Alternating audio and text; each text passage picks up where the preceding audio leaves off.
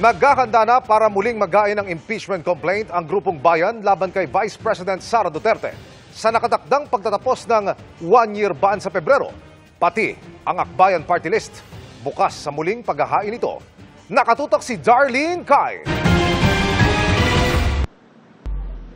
Sa pagbasura ng Supreme Court ng impeachment complaint laban kay Vice President Sara Duterte, sinabi nitong pasok daw kasi ang nakahaing reklamo sa one-year ban na nakasaad sa saligang batas. Ngayong matatapos na ang one-year ban sa Pebrero, naghahanda ang grupong bayan o bagong alyansang makabayan para sa muling paghahain ng impeachment complaint. Isang pinaghahandaan yung pagtatapos ng one-year ban sa February, most likely magpa-file po tayo ng impeachment ulit.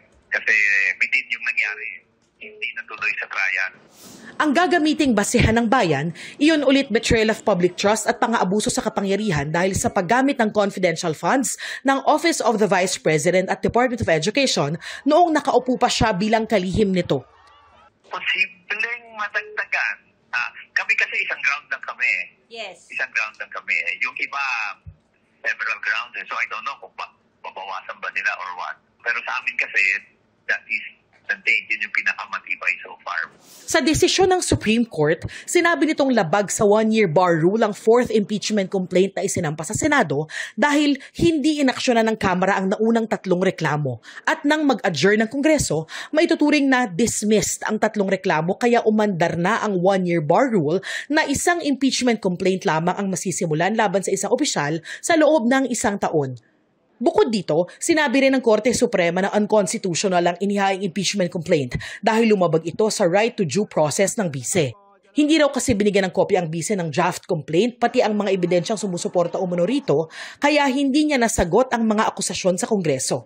Inilatag din ng Supreme Court ang mga panuntunan sa impeachment proceedings. Kailangan daw available sa lahat ng kongresista ang articles of impeachment at mga ebidensyang sumusuporta rito. At kailangan silang bigyan ng sapat na panahon para magpasya. Kailangan bigyan ng pagkakataon ng inirereklamong opisyal na masagot ang reklamo bago ito dalhin sa Senado. At ang kanyang sagot, kailangan maging available sa lahat ng kongresista. Pinag-aaralan kasi namin ano yung naging implications nitong Supreme Court ruling. As you know, maraming dinagdag na mga conditions ang Supreme Court.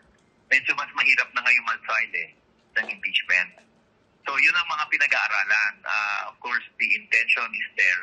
Noong nakaraang linggo, sinabi rin ng Akbayan Party List na bukas sila sa muling paghahain ng impeachment complaint laban kay Duterte.